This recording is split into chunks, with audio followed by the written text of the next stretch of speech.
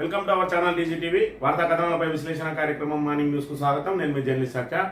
దానికి సంబంధించిన వార్తలను కనుక గమనించినట్టయితే నిన్నటి రోజున పుట్ట మధుకర్ మాజీ ఎమ్మెల్యే, మరి ఇక్కడ ప్రస్తుత ఎమ్మెల్యే దుద్దిల శ్రీధర్ బాబు ప్రస్తుతం ఆయన ఐటీ పరిశ్రమల శాఖ మంత్రిగా ఉన్నాడు. ఆయన ఏడాది పాలన వైఫల్యాలపై నిన్నటి రోజున ఛార్జ్ షీట్ విడుదల చేయడం జరిగింది. దానికి సంబంధించిన అంశాన్ని కనుక ఒకసారి పరిశీలించినట్లయితే మంత్రి శ్రీధర్ బాబు వైఫల్యాలపై ఛార్జ్ షీట్.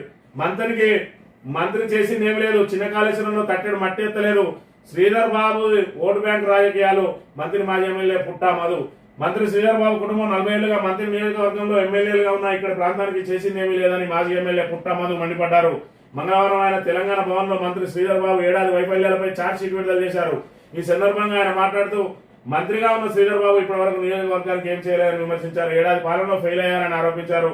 మంత్రి నియోజకవర్గంలో పరిశ్రమలు పెడతానని, నిరుద్యోగులకు ఉపాధి కల్పిస్తానన్నారు, కానీ ఇప్పటి వరకు ఆ ఊసే లేదని, మంత్రిని ప్రధాన నగరాలతో కలిపే రోడ్ల నిర్మాణంపై శ్రద్ధ లేదని మండిపడ్డారు. అసెంబ్లీ ఎన్నికల సమయంలో ఇక్కడ ఇసుక దందా జరుగుతున్నా ఆయన ఇప్పుడు ఇసుక రీచులను పెంచారని ఆరోపించారు. శ్రీధర్ బాబు అండతో నియోజకవర్గంలో అన్ని మాఫియాలు రెచ్చిపోతున్నాయని చెప్పి మరి ప్రాజెక్టు భూ నిర్వాసులకు కూడా మరి ఏదైతే ఆ పరిహారాన్ని పెంచిస్తానని చెప్పి నిన్న రోజున ఆయన మరి హైదరాబాద్ కేంద్రంగా తెలంగాణ భవన్ లో ప్రెస్ మీట్ ఏర్పాటు చేసి రాష్ట్ర ప్రజలందరికీ కూడా మరి ఇక్కడ ఛార్జ్ షీట్ ను రిలీజ్ చేయడం జరిగింది. ఇదే ఆ ఛార్జ్ షీట్ కనుక మనం ఒకసారి చూసుకున్నట్టయితే మంత్రిని ఎమ్మెల్యే ఏడాది పాలనా వైఫల్యాలపై ఛార్జ్ షీట్ అని చెప్పి మనకు 4 పేజీలకు సంబంధించిన ఛార్జ్ షీట్ ని ఇక్కడ విడుదల చేయడం జరిగింది. దాన్ని చూసినట్టయితే ప్రియమైన మంత్రి నియోజకవర్గ ప్రజలారా, మంత్రి ఎమ్మెల్యే దుద్దిల శ్రీధర్ బాబు ఎమ్మెల్యేగా ఎన్నికై ప్రభుత్వంలో కీలక మంత్రి పదవిని అనుభవిస్తూ ఏడాది పూర్తి చేసుకున్న ఇప్పటి వరకు మంత్రి ప్రజలకు ఇచ్చిన హామీలను ఆయన అమలు చేయడంలో విఫలమైన ఆయన ఏడాది పాలనా వైఫల్యాలపై బీఆర్ఎస్ పక్షాన ఈ ఛార్జ్ షీట్ ను ప్రజల ముందు ఉంచుతున్నామని చెప్పి మరి ఇక్కడ ఫెయిల్డ్ కాంగ్రెస్ పేరుతోటి మరి ఆయన ఏ అంశాలను అయితే ఎన్నికల ముందు మరి వాగ్దానాలు చేసిండో, మంత్రి ప్రజల కోసం ప్రత్యేకమైన హామీలు ఏవైతే ఇచ్చిండో వాటిని ఏడాది పూర్తయినా ఎందుకు నెరవేర్చలేదు అని చెప్పి మరి చెప్తున్న అంశాలను ఇక్కడ ఒకసారి మనం గమనించినట్టయితే, చిన్న కాళేశ్వరం ప్రాజెక్టును అధికారం చేపట్టి ఏడాదిలోపు పూర్తి చేసి చెరువులు నింపుతా అన్న నీ మాటలు ప్రగల్భాలైనా, మొదటిసారి మంత్రిగా ఉండి 6 ఏళ్లలో కనీస అనుమతులు తెలియకపోయావు, ఇప్పుడు అన్ని రెడీ ఉన్న అల్లు నోట్లో శని అన్నట్లు ఏడాది పూర్తయినా చిన్న కాళేశ్వరం అతిగతి లేకపోవడం నీ అసమర్థత కాదా? వాగ్దానం 365 రోజుల లోపల చిన్న కాళేశ్వరం ప్రాజెక్టు 365 రోజుల లోపల చిన్న కాళేశ్వరం ప్రాజెక్టు 37 రోజులు వచ్చింది. ప్రభుత్వం వచ్చి 37 రోజులు వచ్చింది. ప్రయత్నం మొదటి రోజు నుంచే మొదలుపెట్టినాం. మొదలుపెట్టి కార్యరూపం దాల్చే వరకు కూడా అహర్నిశలు కృషి చేస్తాం. 325 రోజులు మా టార్గెట్, ఈ ప్రాంత ప్రజల టార్గెట్. 10 సంవత్సరాలు పక్కన పెట్టిన ఈ ప్రాజెక్టు ఇక్కడ ఉంటున్న ఎస్సీలు, ఎస్టీలు, బలహీన వర్గాలకు సంబంధించిన రైతు సోదరులకు సంబంధించిన ఈ ప్రాజెక్టు విస్మరించిన టీఆర్ఎస్ పార్టీ ప్రభుత్వం 365 రోజుల లోపల కార్యరూపం దాల్చాలనే ఒక కృష్ణతో కూర్చోను. నేను వెనుకాడలేదు, మర్చిపోలేదు.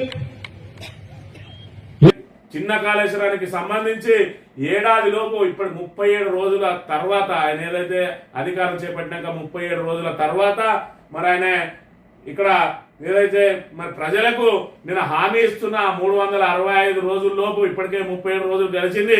365 రోజులు అంటే ఏడాది లోపల మరి ఖచ్చితంగా చిన్న కాళేశ్వరం నుంచి చెరువులను నింపే బాధ్యత నాది అని చెప్పి కాటారం మండల కేంద్రంగా హామీ ఇచ్చిండు. ఆ హామీకి ఇప్పటికి తట్టెడు మద్దతు. దాన్ని ఇప్పుడు ఫాస్ట్ ట్రాక్ ప్రాజెక్ట్ గా కూడా మరి దాన్ని ఏదైతే ప్రకటించింది, కానీ దానికి ఇప్పటి వరకు ఎస్సీ లేడు. మరి మొన్నటి వరకు ఇసుక కోసం వాళ్ళు తిరిగితే 3 నెలల్లో పూర్తి చేస్తా అన్న పనులు ఇప్పటికి ఏడాది అవుతా ఉన్నది, ఇప్పటి వరకు అతిగతి లేదని చెప్పి మరి ఆయన దీని మీద కూడా ఛార్జ్ షీట్ చేయడం జరిగింది. అదేవిధంగా కాళేశ్వరం ప్రాజెక్ట్ కింద భూములు కోల్పోయిన వారికి నష్టపరిహారం పెంచి ఇప్పిస్తారని మేనిఫెస్టోలో ఇచ్చిన నీ హామీ ఏమైంది? ఏదైతే కాళేశ్వరం ప్రాజెక్టుకు సంబంధించి మరి ఇక్కడ నష్టపరిహారానికి సంబంధించి అతి తక్కువగా వచ్చినాయి, మేము రాగానే దాన్ని ఖచ్చితంగా పెంచి ఇప్పిస్తామని చెప్పిండు. ఆ హామీ కూడా నీటి ముడలైంది. తాడిచెర్ల జెన్కో డేంజర్ జోన్ లో ఉన్న నిర్వాసితుల సమస్యలను ఇంకెన్ని రోజులకు పరిష్కరిస్తావు? మరి తాడిచెర్ల జెన్కోకు సంబంధించి డేంజర్ జోన్ లో ఉన్న మరి అదైతే గ్రామస్తుల కోసం ఆ రోజు ప్రతిపక్షంలో ఉన్నాగా ఖచ్చితంగా వీటిని తీసుకోవాల్సిందే అని నేను ప్రభుత్వాన్ని నిలదీస్తా అన్నాడు. ఈ రోజు ఆయన ప్రభుత్వం ఉన్నది, మరి ఇంకెన్ని రోజులు, సంవత్సరం గడిచింది, ఇంకెన్నడు పరిష్కరిస్తావు? మరి వాళ్ళు ఎన్ని రోజులు డేంజర్ జోన్ లో ఉంటారని చెప్తే మరి ఛార్జ్ షీట్ వేయడం జరిగింది. అదేవిధంగా మంతని ఖమ్మంపల్లి తాడిచెర్ల ద్వారా భూపాలపల్లి వెళ్లే రహదారి పనులు పూర్తి కావడానికి మేము అన్ని అనుమతులు తీసుకొచ్చి పనులు ప్రారంభిస్తే కనీసం అటవీ శాఖకు చెట్ల తొలగింపు నష్టపరిహారం 4 కోట్లు చెల్లించలేని నీ మంత్రి పదవితో మంతని ప్రజలకు ఏ మురగ పెడతావు అని చెప్పి మరి ఇక్కడ మంతని ఖమ్మంపల్లి తాడిచెర్ల ద్వారా భూపాలపల్లి, అంటే మంత్రి నుంచి భూపాలపల్లి వెళ్ళడానికి వయా తాడిచెర్ల ద్వారా ఖమ్మంపల్లి బ్రిడ్జి నుండి వెళ్ళడానికి మరి అక్కడ అటవీ అనుమతులు అన్ని కూడా సాధించడం జరిగింది. అదేవిధంగా మరి కిషన్ రావుపల్లి వరకు రోడ్డు నిర్మాణం కూడా పూర్తయింది. కిషన్ రావుపల్లి నుంచి అటు ఏదైతే భూపాలపల్లి మధ్యలోకి ఏదైతే మరి అటవీ మార్గం కూడా వెళ్తుందో దానిలో ఉన్న చెట్లను తొలగించాలంటే అనుమతులు ఇచ్చింది, కానీ ఆ చెట్లన్నిటికీ ఖరీదు కట్టాలన్నారు. దానికి ఖరీదు కడితే 4 కోట్ల రూపాయలు అయింది. మరి ఏడాది అవుతున్నా కూడా ఇప్పటి వరకు ఆ 4 కోట్లను రిలీజ్ చేయలేదు. మరి కేవలం 4 కోట్లను రిలీజ్ చేయలేని నీ అసమర్థత, నీ మంత్రి పదవి మంత్రి ప్రజలకు అవసరమా అని కూడా ఆయన ఛార్జ్ షీట్ వేయడం జరిగింది. ఓడేడు బ్రిడ్జికి సంబంధించి ఓడేడు బ్రిడ్జి పనులను మరి నాణ్యత లేవిపై దాని మీద విచారణ కమిషన్ వేస్తాం, త్వరితగతిన వాటి పూర్తి చేస్తామని చెప్పిండు. ఓడేడు బ్రిడ్జి నిర్మాణ పనులను ఇప్పటికే పిల్లర్లన్నీ నిలబడి ఉన్నాయి. గడ్డర్లు మరి ఏదైతే కాంట్రాక్టర్ నిర్లక్ష్యం తోటి ఆ గడ్డర్ల కింద చెక్కలు పెట్టిండో ఆ చెక్కలు చీకిపోయి మరి ఆ గడ్డర్లు ఒక సైడ్ కొరిగి కింద కూలి పడిపోతే గాడుపుకే పడ్డాయని అన్నాడు. మరి గాలికి పడ్డ గడ్డర్ల మీద ఇప్పటి వరకు విచారణ ఎందుకు చేస్తలేడు? ఆ నిర్మాణ పనులు ఎందుకు పూర్తి చేస్తలేవు అని చెప్పి కూడా ఛార్జ్ షీట్ వేయడం జరిగింది. అదేవిధంగా మరి ఇక్కడ ఏదైతే ఇసుకకు సంబంధించి గత ప్రభుత్వ హయాంలో మరి తాత ముత్తాతల ఆస్తి ఇక్కడ మన వనరులను బీఆర్ఎస్ దోచుకపోతుంది అని అన్నాడు. మరి నేను రాగానే ఆ లారీల రవాణా అంతా అరికడతా, మన ప్రాంత వనరులను దోపిడీ కాకుండా మరి ఇక్కడ నేను అరికడతా అన్నాడు. అదేవిధంగా మంత్రి ప్రజల అవసరాల కోసం ఉచితంగా ఇసుక ఇచ్చే పాలసీని అమలు చేస్తా అన్నాడు. ఒక్కసారి వాళ్ళు లాభం పెట్టే ప్రయత్నం చేస్తారు. ఇవన్నీ ఇసుక రీచ్లు నడుస్తున్నాయా? అది ఎవరిది ఇసుక? మీ తాత ముత్తాతలు, మీది. అది దాన్ని దోచుకోబోతున్నా లేదా? తిరిగి ఆ సొమ్ము మళ్ళా తీసుకొచ్చే ప్రయత్నం చేస్తారు 30వ తారీఖు నాడు. తాత ముత్తాతల వనరులను దోపిడీ ఆగుతలేదు. మరి గతంలో ఉన్న రీచ్ల కంటే పెంచి మరి రీచ్లను ఇప్పుడు పెంచి మరి రవాణా సాగుతా ఉన్నది. మరి ఇప్పుడు ఎవరి తాత ముత్తాతల ఆస్తి ఎవరి జేబులలో పోతుందనే విషయాన్ని నువ్వు సమాధానం చెప్పాలి. అదేవిధంగా పెద్దపల్లిలో పక్కనే ఉన్న ఎమ్మెల్యే, నీ పార్టీకి సంబంధించిన కేవలం ఎమ్మెల్యే అక్కడ పెద్దపల్లి ప్రజలందరికీ ఉచితంగా ఇసుకను అందజేస్తా ఉంటే మంత్రివై ఉండి నీకెందుకు చేతనైతే లేదు? మంత్రి ప్రజలకు ఇసుక ఉచితంగా ఎందుకు అందించలేకపోతా ఉన్నావు అని చెప్పి కూడా మరి నీ అసమర్థత కాదా అని చెప్పి కూడా ఛార్జ్ షీట్ వేయడం జరిగింది. అదేవిధంగా మంత్రిలో ఎర్రమట్టి, అది ఇసుక, చెరువుల మట్టి, పీడిఎస్ బియ్యం మరి యథేచ్ఛగా అక్రమ రవాణా జరుగుతా ఉన్నది నీ అనుచరుల ద్వారా. దాన్ని ఎందుకు అరికడతలేవు అని చెప్పి కూడా మరి ఇక్కడ ఛార్జ్ షీట్ వేయడం జరిగింది. అదేవిధంగా విద్యా వ్యవస్థ మీద మరి ఉన్నత విద్యావంతులు అని చెప్పుకుంటావు, విద్యా వ్యవస్థ మీద ఇప్పటి వరకు ఒక్క సమీక్ష కార్యక్రమం నిర్వహించలేదు, సమీక్ష సమావేశం నిర్వహించలేదు. ఇప్పటి వరకు విద్యకు సంబంధించిన సౌకర్యాలను మెరుగుపరచడానికి ఒక్క ప్రయత్నం కూడా ఎందుకు చేయడం లేదని చెప్పి ఆయన ప్రశ్నించడం జరిగింది. ప్రతిపక్షంలో ఉండగా లద్నాపూర్ నిర్వాసులకు సంబంధించి 282 మందికి R&R ప్యాకేజీ ఇవ్వాల్సిందే ప్రభుత్వం అని చెప్పి మరి ఆ రోజు మంత్రిగా ఉన్న హరీష్ రావు గారు మంత్రికి వస్తా ఉంటే ఆయనను అడ్డుకొని మరి ఇక్కడ నిర్వాసులతో కలిసి రాస్తారోక చేసిన పరిస్థితి. ఇవాళ నువ్వే అధికారంలో ఉన్నావు, మరి ఎందుకు సంవత్సర కాలం నుంచి వాళ్ళకు R&R ప్యాకేజ్ ఇప్పించలేకపోతా ఉన్నావు అని కూడా మరి ఇక్కడ ఛార్జ్ షీట్ వేయడం జరిగింది. అదేవిధంగా మంత్రికి మెడికల్ కాలేజీ మరి మొదటి సంవత్సరంలోనే మెడికల్ కాలేజీ మంజూరు చేస్తా అన్నాడు. మరి అక్కడ చూసుకున్నట్టయితే కొడంగల్కు మెడికల్ కాలేజీ పట్టుకొని పోయింది ఆయన. నువ్వు మాత్రం ఇక్కడికి మెడికల్ కాలేజీ మరి తేవడంలో ఇప్పటికి సంవత్సర కాలం నీకు సరిపోతలేదా? ముఖ్యమంత్రి తర్వాత ముఖ్యమంత్రి అని చెప్పుకుంటున్నా నువ్వు మెడికల్ కాలేజీ విషయంలో ఇప్పటి వరకు కనీస ప్రతిపాదన కూడా ఎందుకు చేయలేదని చెప్పి ఛార్జ్ షీట్ వేయడం జరిగింది. అదేవిధంగా పోతారం లిఫ్ట్ కు సంబంధించి కాళేశ్వరం నీళ్లు మంతని ప్రజలకు మరి అందడం లేదు, అటు చిన్న కాళేశ్వరం పూర్తి చేయిస్తాను, దాంతో పాటు ఇటు లిఫ్ట్ కావాలి అని పోరాటం చేసినావు.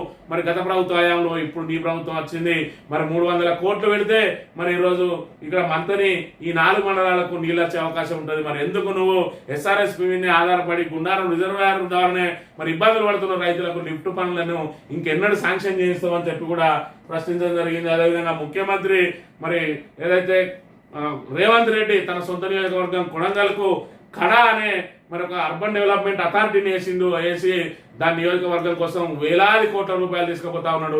మరి ముఖ్యమంత్రి తర్వాత ముఖ్యమంత్రివి నువ్వు మంతని అభివృద్ధి కోసం ముడా వేయకుండా, మంతని అర్బన్ డెవలప్మెంట్ అథారిటీ అని ముడా వేయకుండా ఈ పెద్దపల్లి జిల్లాలో ఉన్న గ్రామ పంచాయతీలన్నీ కలిపి రుడా అనేసి ఉన్న అర్బన్ డెవలప్మెంట్ అథారిటీ అని చెప్పి గ్రామ పంచాయతీల నిధులన్నీ రాష్ట్రానికి మళ్లించకపోయే ప్రయత్నం చేస్తా ఉన్నావు, గ్రామ పంచాయతీలను నిర్వీర్యం చేస్తా ఉన్నావు, కానీ మంతని అభివృద్ధి కోసం ప్రత్యేకంగా ఎందుకు ప్రయత్నం చేస్తలేవు అని చెప్పి ఆయన మనం ప్రశ్నిస్తూ ఛార్జ్షీట్ వేయడం జరిగింది. ఇక మరి ఐటీ పరిశ్రమల శాఖ మంత్రిగా నియోజకవర్గానికి ఒక కంపెనీ కానీ లేదంటే ఒక పరిశ్రమ కానీ ఎందుకు తీసుకురాలేకపోయినావు? ఐటీ పరిశ్రమ కానీ మరి ఇతర పరిశ్రమలు కానీ ఎందుకు తీసుకురాలేదు? గతంలో చెప్పినావు. మరి మేము అధికారంలో రాగానే ఎవరైనా పారిశ్రామికులను ఒప్పించి ఖచ్చితంగా ఇక్కడ ఒక పరిశ్రమను ఏర్పాటు చేయించి 3-4 వేల మందికి కనీసం 3-4 వేల మందికి ఉపాధి కల్పిస్తా అన్నావు. చదువుకున్న వారికి ఉపాధి కావాలి. మహిళా సోదరు వల్ల అనేక సందర్భాల్లో కోరుతా ఉన్నారు. మున్సిపాలిటీ వచ్చింది, మాకు మొత్తం ఉపాధి కోల్పోయిన వారి గురించి ఆలోచన చేయాలి. అందుకోసమే ప్రత్యేకంగా అనేక సందర్భాల్లో ప్రయత్నం చేస్తా ఉన్నాం. కనీసం ప్రైవేట్ రంగంలోనైనా కనీసం 2 నుంచి 3 వేల ఉద్యోగ సంకల్పన చేస్తే ఎవరైనా పారిశ్రామికవేత్త ఉంటుందని మేము చాలా సందర్భాల్లో చాలా మందిని కోరుతా ఉన్నాం. కానీ ప్రభుత్వం వచ్చిన తర్వాత తప్పకుండా చెప్తా ఉన్నా, ఎవరినో ఒప్పించి ఈ యువతకు సంబంధించిన ఉపాధి తీసుకురావడానికి నా వరకు పూర్తి శాయశక్తుల ప్రయత్నం చేస్తానని మనం చేస్తున్నా. సంవత్సర కాలంలో ఆ దిశగా ఎందుకు ప్రయత్నం చేయడం లేదని కూడా ఛార్జ్షీట్ వేయడం జరిగింది. మంత్రుల్లో నీ పాలనా వైఫల్యాలను ప్రశ్నిస్తున్న బీఆర్ఎస్ నాయకులపై అక్రమ కేసులు పెట్టడమే ప్రజాపాలన, ఇందుకోసమైనా నిన్ను మంత్రి ప్రజలు ఎమ్మెల్యేగా ఎన్నుకున్నది. బీఆర్ఎస్ నాయకులపై అక్రమంగా రౌడీ షీట్లు అక్రమ కేసులు పెట్టిస్తున్నది వాస్తవం కాదా అని చెప్పి కూడా ఆయన మీద ఛార్జ్షీట్ వేసింది. మరి ఇప్పటికే మన మహాముత్తారానికి సంబంధించిన మాజీ జడ్పీటీసీ యూత్ అధ్యక్షుడి మీద మరి ఇద్దరి మీద కూడా రౌడీ షీట్ ఓపెన్ అయింది. రామయ్య కష్టపడికి ఇక్కడ యువ నాయకుడి మీద ఛార్జ్షీట్ రౌడీ షీట్ ఓపెన్ అయింది. నా మీద ఇప్పటికీ 8 కేసులు నమోదు చేయడం జరిగింది.